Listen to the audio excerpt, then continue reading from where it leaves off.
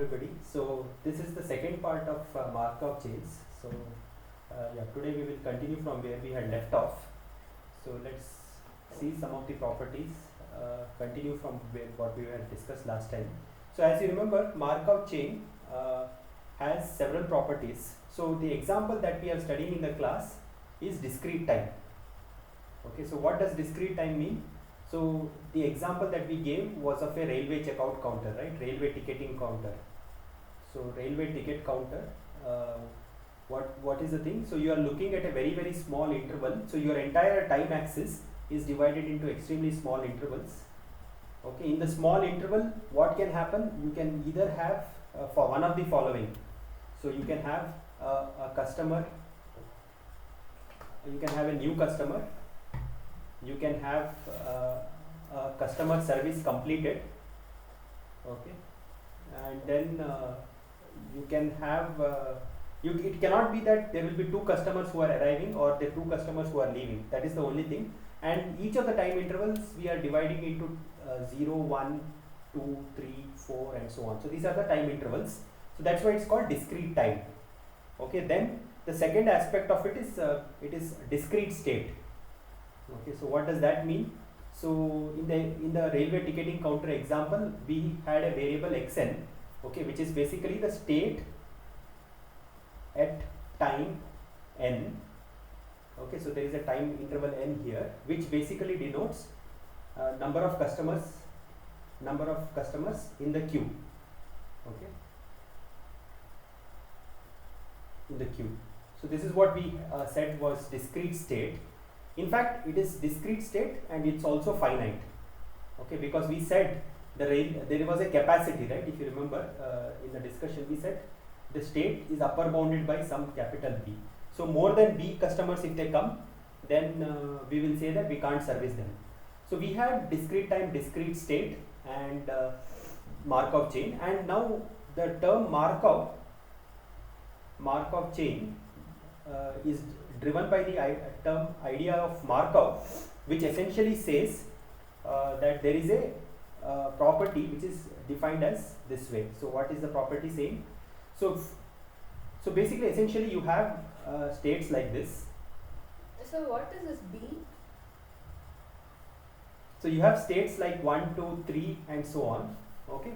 So basically what we are saying in Markov chain is that from 1 to 2 there is a probability P12, okay, which is essentially probability that you go from state 1 to state 2. Okay.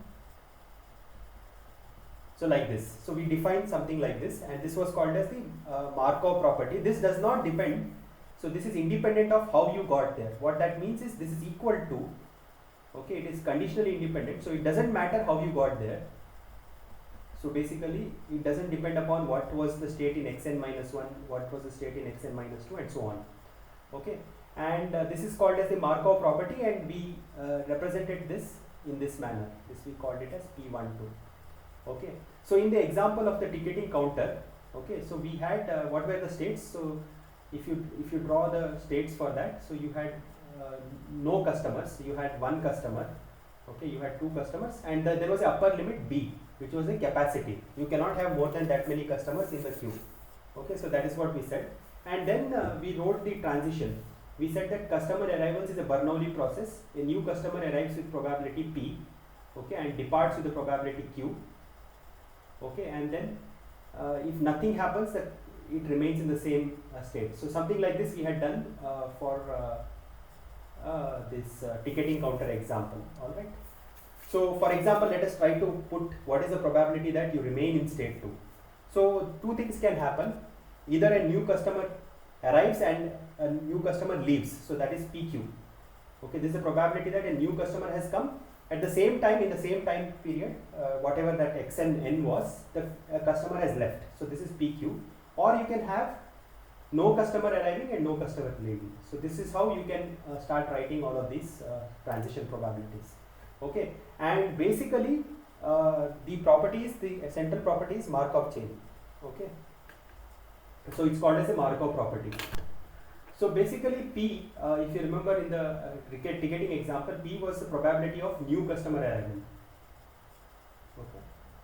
So Q is the probability of a customer being serviced, a customer leaving. Okay, so that is what P and Q stands for. So that is how we come up with this, and the Markov property essentially says that it is time homogeneous. So time homogeneous means it doesn't depend on n. The probability P12 is true no matter where in time you are, whether it is n or it is m or k or 1000 or 10,000. It doesn't depend upon the numbers here. That remains constant in time, and these are called as the transition probabilities.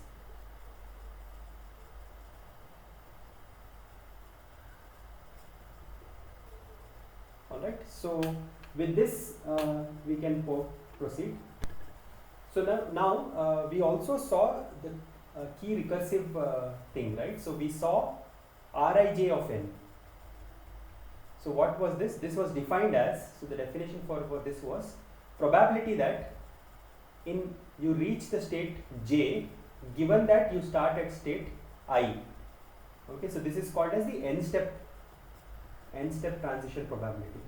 Okay, so this is something that we did last time. I am repeating this because it is kind of important.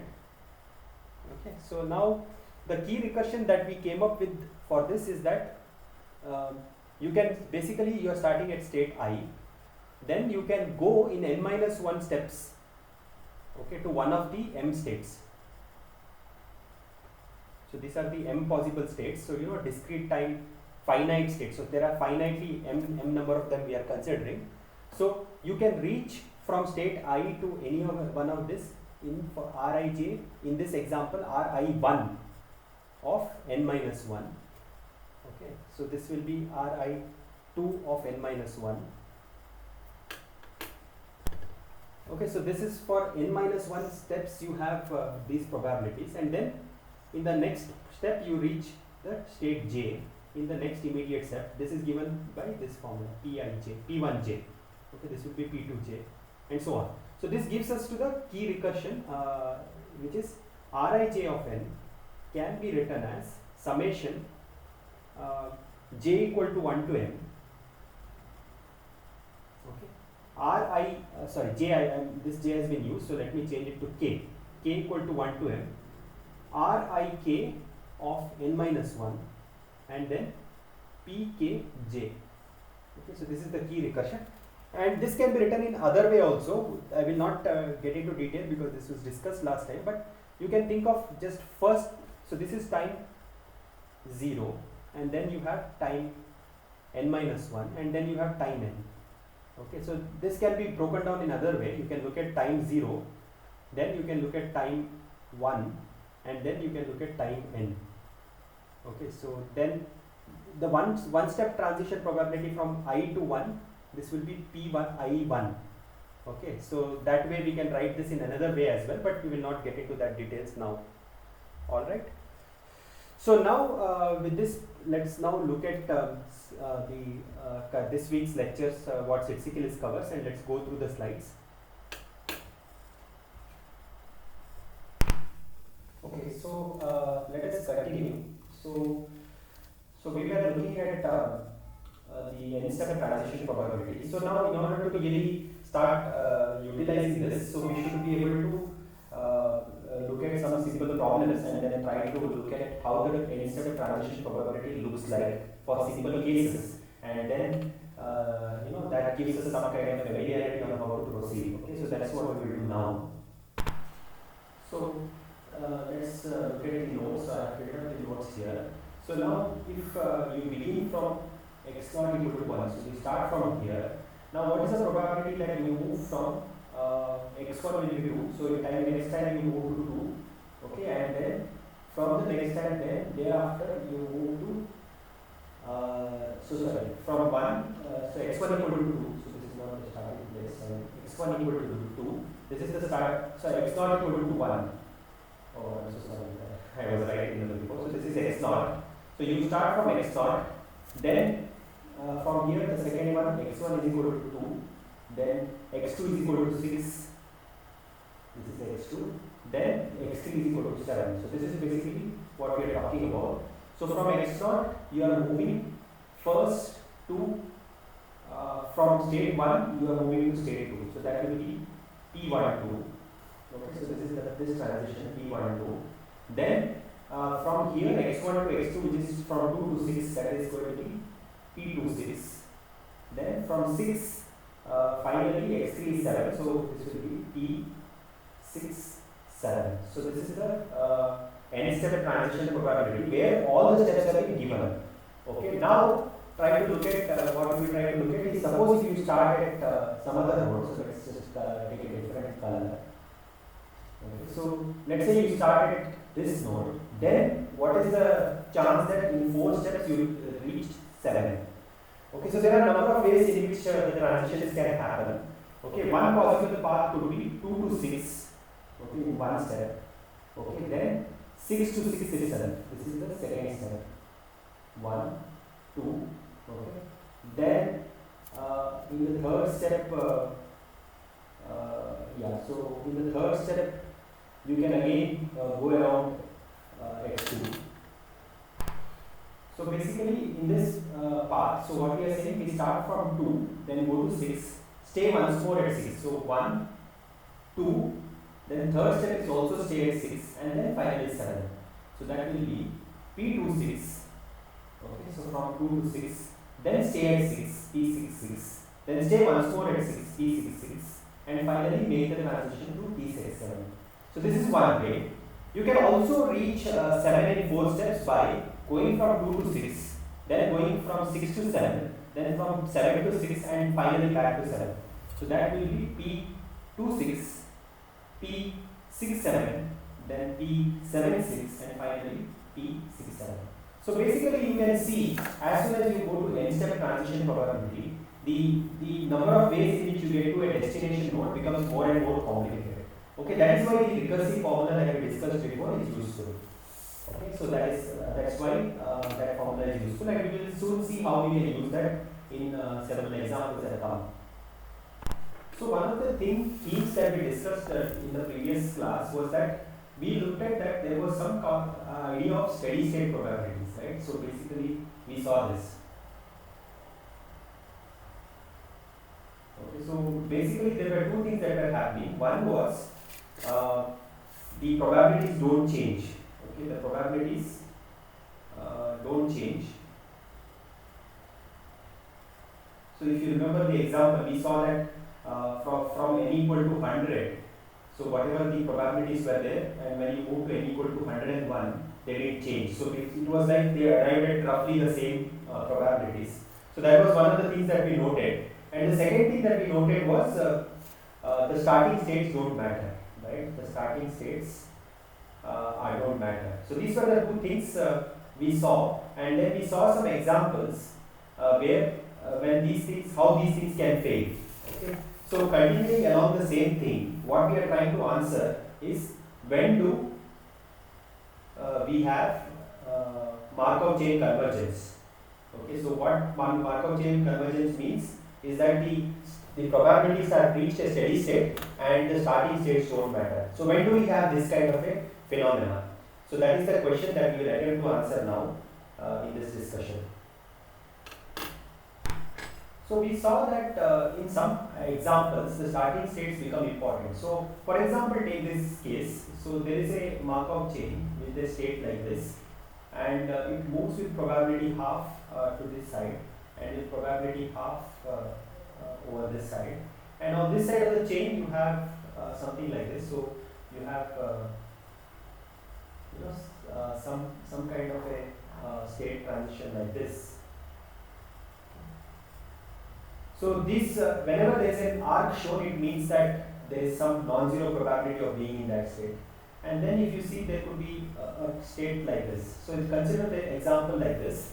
So when you are in state 1, there is half chance that you come over to this side with the states 2 and 3, or with a half chance you go to state 4 and then you remain here. Okay. So now in this example we can see that if you are starting at 2 or 3, you always remain in 2 or 3. Whereas if you start at 4, you always remain at 4. Okay. So essentially we saw what was the definition of a recurrent class and what is meant by a transient class. So let's bring up that definition here.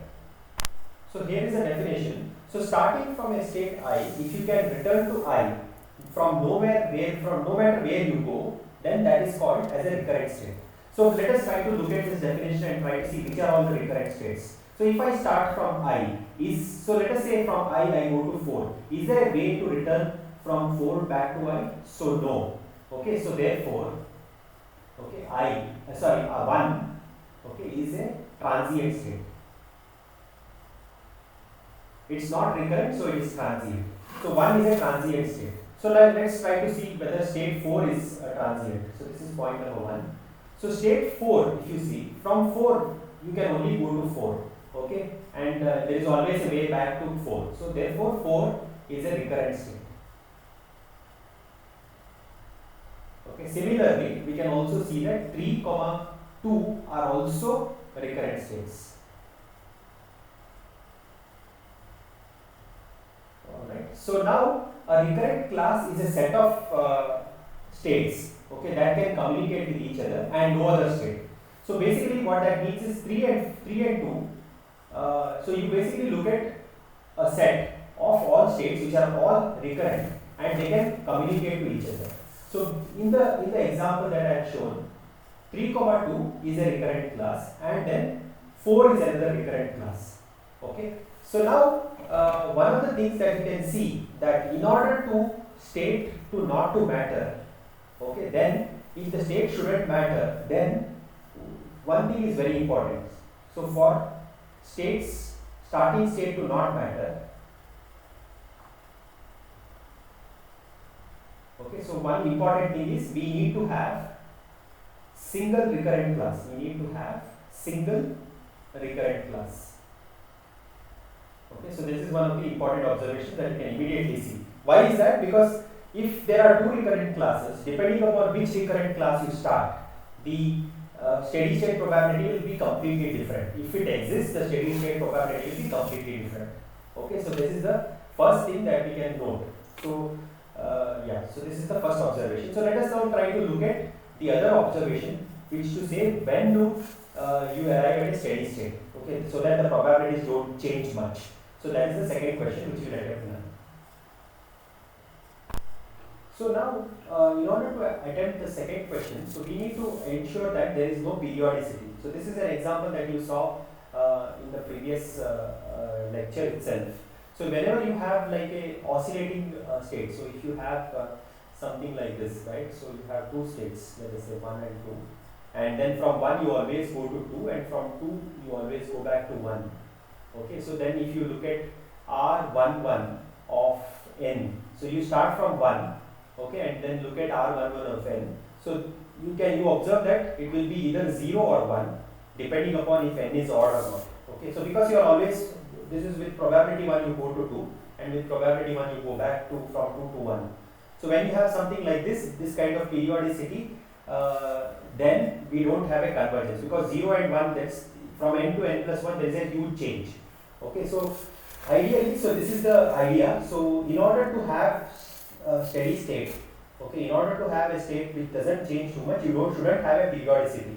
And the way you can understand periodicity is, suppose if you can group all the states in the system in this manner, okay, so you basically collect all the states in an object like this, okay, and what you say is you can go from this state to this state and from this state back to this state, but there is going to be no transition between these states. If you have something like this, if you can take your Markov chains transition diagram and represent it as this manner, or even something like this, where you can group into 3 states where there is no communication between the states, and if you can write it this way, then the system is said to be periodic. Okay, and whenever there is a periodicity, then you don't get steady state. So for example, if you take an example like this, so let's number this 1, 2, 3, 4, 5, 6, 7, 8 and 9. Okay, so you can see, you may not be able to immediately see that this is having a structure like this, but if you group nodes 1, 3, so let's say 1, 3, then 5, then alright, and then 7 and 9. So if you group them like this, and this is the first class, then the other ones we can group it here. We can group it as 2, 4, then 6 and 8. And then basically if you draw the diagrams, all the stage transition diagram, if you draw, you will see that you will go from 1 to 2. Okay, so from 1 you are only going to 2. So this is how it is. And from 2 you are coming back to 3. Okay, then from 3 you are going to 4. Okay, and then from 4 you are coming back to 5. So if you see, if you observe this figure is resembling this box. So you can clearly understand that the example of the Markov chain given here is periodic, because you can group it into two states like this, and such that all the edges are going from one group to the other and they don't have self transition. Okay, so a simple way in which to ensure that a Markov chain does not have periodicity is to have a self loop. Okay, because as soon as you have a self loop, you are having a connection here, and whenever you have a connection like this, it is no longer periodic, and that is a desirable thing. Okay, so towards the answer that we were looking for, if or not we have steady states, and if or not we have independence from the initial state. Now we have looked at two conditions which say this, which will prevent this from happening, and in summary these two conditions are enough. So whenever you have a single recurrent class and whenever you have an aperiodic Markov chain, then you have steady state. So let's just summarize this. So the two things that we were looking for: when do state probabilities exist? When do Rij converge to some pi j? So basically Rij of n, if it converges to pi j, what does it mean? It means that starting state I does not matter. Okay. And then second thing, this is the starting state not mattering. This is the second thing. And the first thing that you can observe is n doesn't matter. Okay. So as n becomes larger and larger, it goes to pi j. So to answer that, as I told before, the recurrent states are all in single class. That is one condition, and the single recurrent class is not periodic. So these two conditions are enough. So the formal proof of this is more complicated. We will not get there, but these two classes are sufficient. Okay. So now when we look at Markov chains, we will typically focus on Markov chains that have these two desirable properties. Okay. Now coming back to n-step transition probability, what we had seen is Rij of n can be written as k equal to 1 to m, okay, Rik of n minus 1 into pkj. So this is what we saw, right? Now suppose we have these two desirable properties as n tends to infinity. So what do you have observed? So this, when you take n tends to infinity on both sides, what you observe is this thing becomes pi j. Okay, it doesn't depend upon where your starting state is, so that's why this becomes pi j. And here k equal to 1 to m, this pkj remains as it is, but this thing now as n tends to infinity, this can be replaced as pi k. So this is essentially this equation that we just derived by letting n tends to infinity is called as balance equation.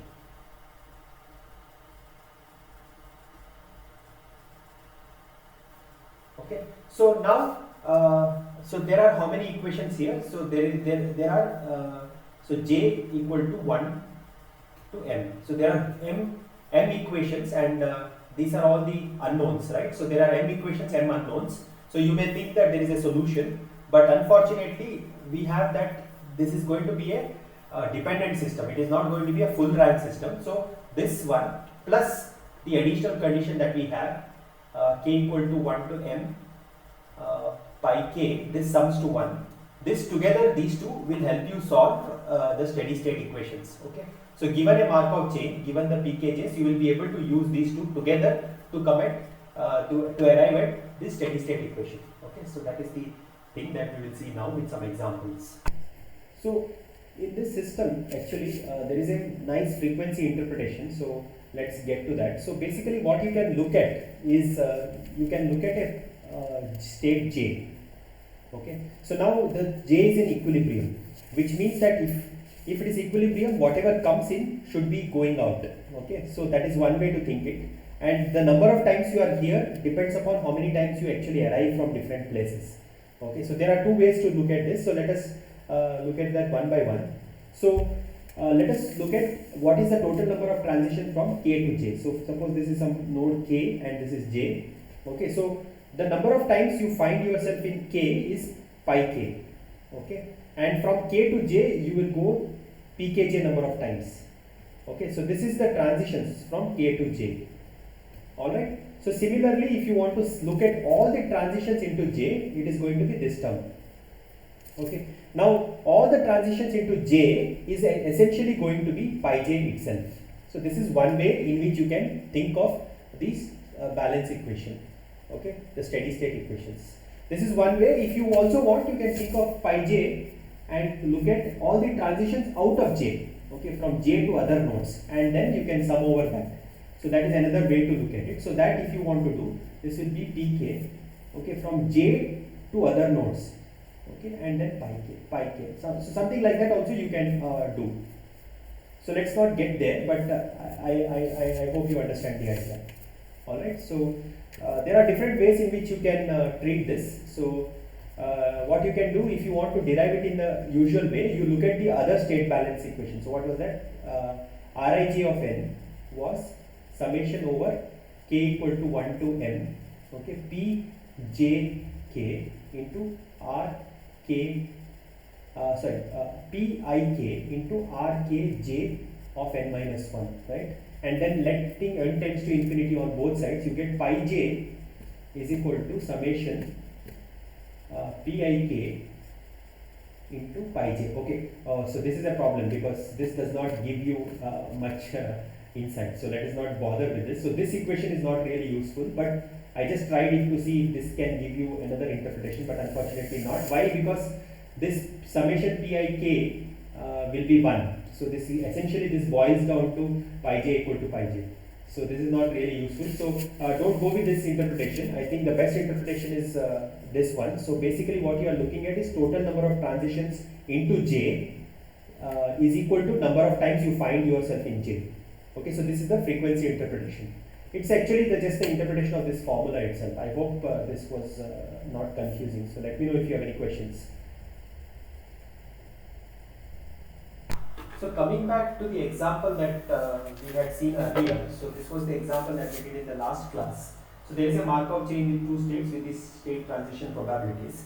So let us try to derive basically the steady state probability. So let's do that.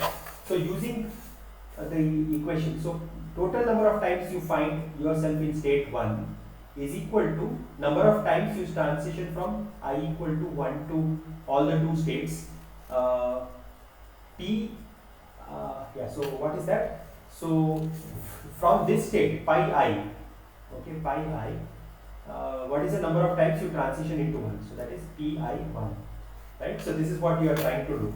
So if you remember, this is the formula that we just derived. Okay, so pi j is equal to pi k pkj. So here j is 1. So this is what we can do.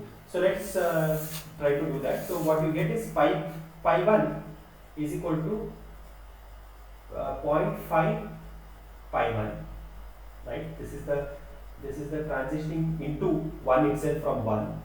Okay, p11 is 0.5 plus from 2, if you want to come back to 1, it is 0.2 pi 2.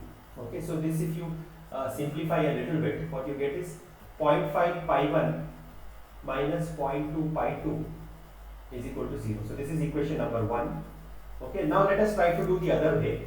So pi 2 is equal to sum over pi I pi 2. Okay, so this is the formula 2. So let us do this. So from 1 to 2 there is a half a chance that you go. So this is 0.5 pi 1. This will be plus from 2 to 2 you find yourself 0.8 pi 2. Okay. So now if you just simplify this, what you get is you get 0.5 pi 1 minus 0.5 pi 2 is equal to 0. So this equation 1 and 2, you can see they are one and the same. So basically this is what I meant when we said that this equation doesn't have full rank. So in order to solve this, you need to use the other equation, which is pi 1 plus pi 2 is 1. Okay, so when you use this equation, you will be able to solve for pi 1 and pi 2. So let us do that. So in order to solve this, what we will do is we will multiply equation 2 into 0.5. Okay, into 0.5 and then subtract from this. Okay, so that gives us minus 0.2. Okay, minus 0.2 pi 2 minus 0.5 pi 2 is equal to minus 0.5, or pi 2 is equal to 5 by 7. Okay, and then we will get pi 1 is equal to 2 by 7. So this is how you can solve for the steady state equation. So this is one method. So you can do another method, the frequency interpretation, right? So from 1 to 2 there is this edge which is going out, and from 2 to 1 you are coming out this way. Okay, so if at all you need to have balance, it must be the case that the number of times you go from 1 to 2 should be same as from 2 to 1. This is the frequency interpretation. Okay, so if that is the case, so let us try to do that. So what you get, 0.5 pi 1 is equal to 0.2 pi 2. So this you can directly write, and this, if you see, it is same as equation 1.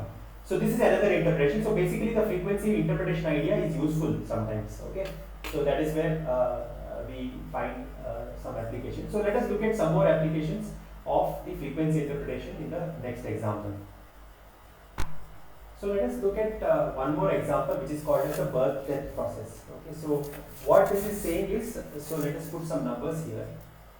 So let's say you have 0, 1, 2, 3, all the way. Let's say the maximum system can remain in state B. Okay, so if you have a system like this, so what it is saying is, at state 0, the chance of a new birth. So basically any transition from lower state to higher state is called as a birth. So any chance of new birth is P0. So here it is P1. Okay, likewise P2, P3 and so on. Okay, so N, right? So this is going to be N. Yeah. So let's see, 0, 1, 2. Yeah. So this is N. And if there is a reduction from 2 to 1, it's called as a death. Okay. So low to higher. Okay. Low to high is called as a birth. Okay. And high to low is called as a death. Okay. So this model is very useful. So you can even think of like flu.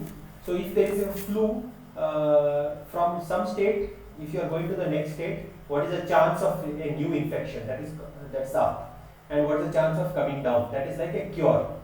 Okay, so this model has several applications, so it's kind of useful, and it's also similar to the checkout counselor example that we saw. Okay, so suppose if you have given state transition probabilities like this, and if you want to analyze what is going to be the steady state, okay, it's going to be very complicated. Since there are n systems, if you write it down, it is pretty complicated to solve it. Okay, now what we can do, we can use the previous idea of treating this as a flow. So basically, if you look at I and I plus 1, okay, the transition from I to I plus 1 in this flow should be same as what is coming back if it is in balance. Okay, so that is where we get this pi I into P1. So this is the transitions going into this side. It should be equal to pi I plus 1 into Qi plus 1. So this is the way in which you can come up with the state transition equations very easily by just looking at the flow interpretation. Okay, and in the special case, if Pi is equal to Qi is equal to Q for all P's, now we can use this equation. So what does this give us? So this gives us pi I plus 1 is equal to pi I times Pi by Qi plus 1. That is what it was, right? But since we are saying Pi's are P and Qi's are Q, we get this equation.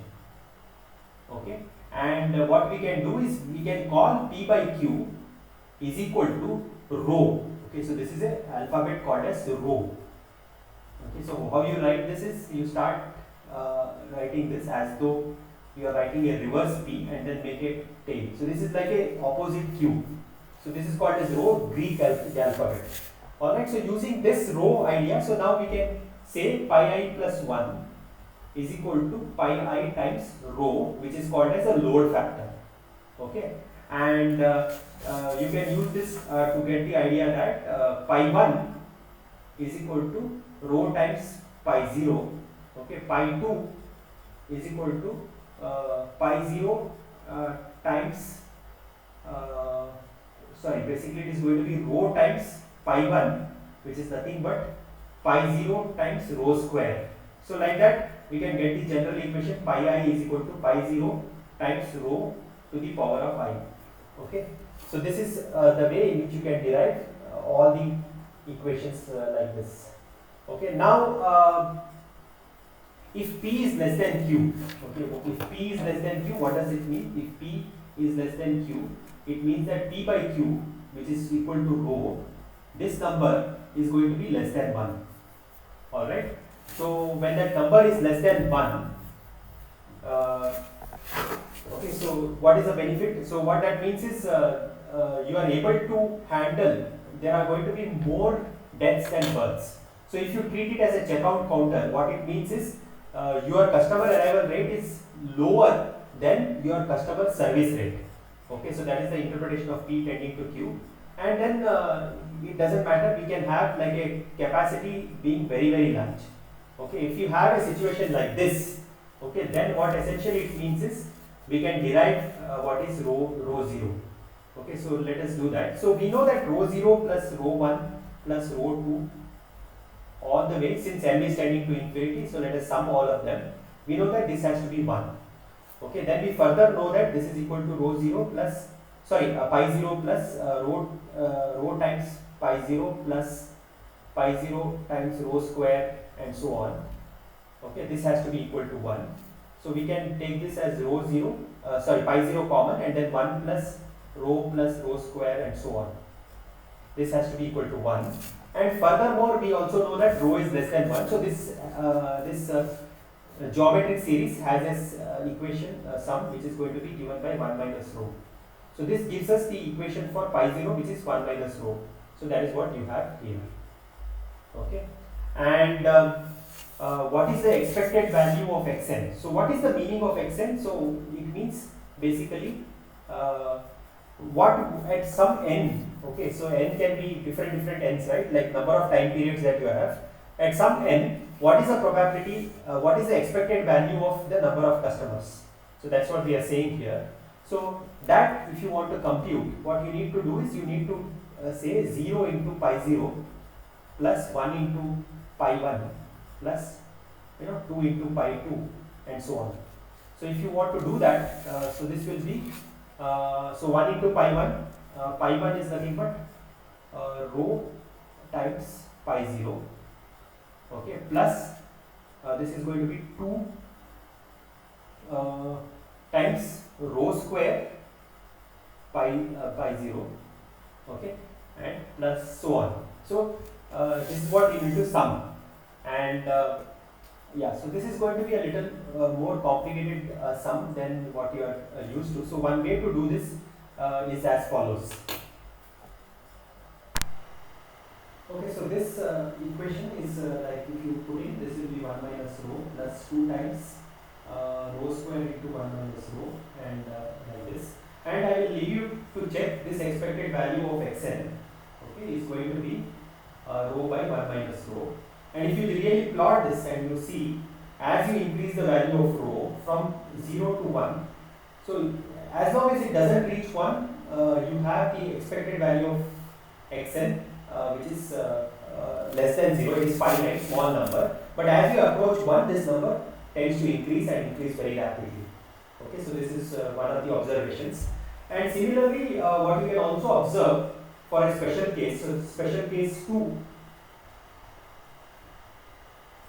is a case where rho is equal to 1. So when rho is equal to 1, what you get is pi I plus 1 is equal to pi I. So this is true for all I. So when you have this, what it essentially means is all the things, pi 0 is equal to pi 1 is equal to pi 2 is equal to pi 3, and all of this, okay, is equal to all the way equal to pi m. Okay, so this is basically symmetric. So what you are saying is if you consider a person who is drunk, so this is called as a random walk. So he can go either this side, or he can remain, come back from that side, or he can remain here. So essentially his path is very wavy, and all the P's and Q's are same. If that actually happens to be true, okay, you would typically think that such a person will be either at this side or this side, because there is fewer transitions going out from 0. You should think like intuitively, but it's not the case. So in the symmetric random walk, what we have shown in the special case 2 is that all of these probabilities are same. Okay, and we also know that pi 0 plus pi 1 plus pi 2, all of this should be equal to 1, and then that gives us that each of this number has to be equal to 1 over n plus 1. Okay, and essentially that says that the person can be there at any one of these positions. Okay, yeah, so that's about it. So this completes part 2 of the Markov chain lecture.